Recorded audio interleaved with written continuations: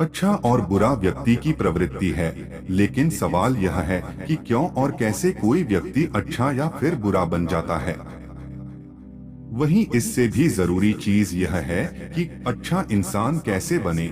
आज संसार में चारों ओर बुराई ही बुराई है।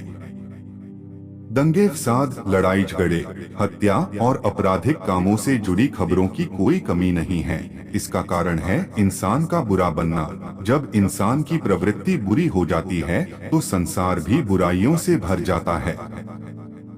गौतम बुद्ध की इस कहानी से जानेंगे क्यों कोई व्यक्ति बुरा बन जाता है और बुरे काम करने लगता है। साथ ही इस कहानी में जानेंगे कैसे बने अच्छा इंसान। एक गांव में एक शातिर चोर रहता था। पूरा गांव उस चोर के बारे में जानता था, लेकिन इसके बावजूद भी कोई उसे पकड़ नहीं पाया। उस शातिर चोर ने अपना संपूर्ण जीवन चोरी करने में लगा दिया। इतना ही नहीं, आसपास के गांव और नगर में भी उसकी बराबरी का कोई चोर नहीं था।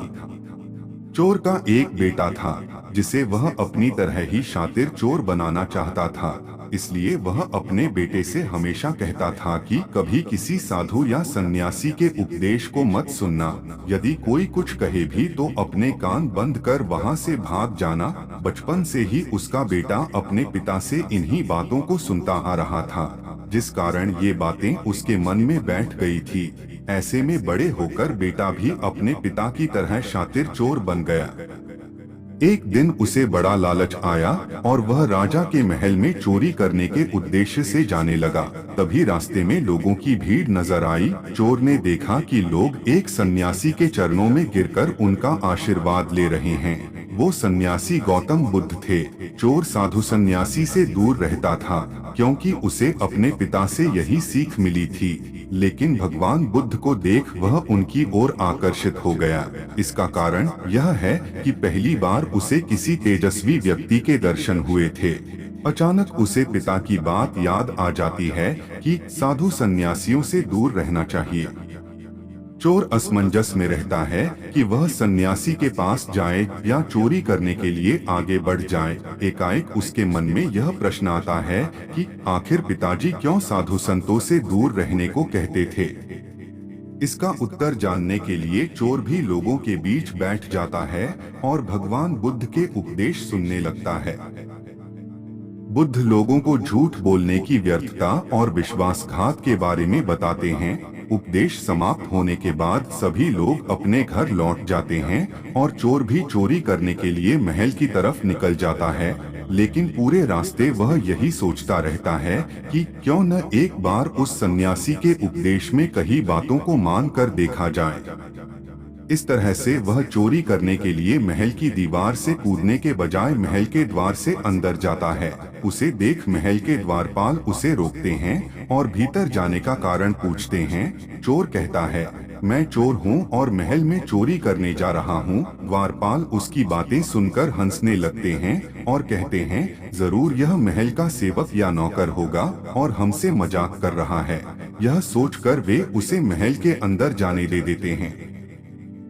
महल जाने के बाद चोर खजाना रखे तिजोरी के पास पहुंच जाता है और तिजोरी को तोड़कर धन और आभूषण को पोटली में भरकर भागने लगता है।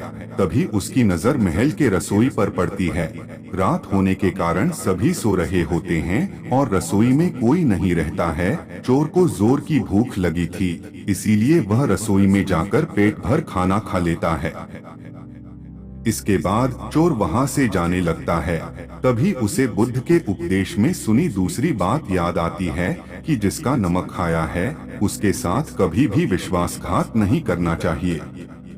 चोर सोचता है, मैंने इस महल का नमक खाया है, ऐसे में इनका धन चोरी कर मैं इनके साथ विश्वासघात करूंगा। इसीलिए चोर चुराए हुए धन को रसोई में ही छोड़कर जाने लगता है। महल के एक व्यक्ति की नजर चोर पर पड़ जाती है और वह शोर मचा देता है, जिससे महल के लोग चोर को पकड़ लेते हैं और राजा के पास ले जाते हैं। राजा चोर से पूछता है कि जब तुमने चोरी कर ली थी तो फिर इसे छोड़कर क्यों जा रहे थे।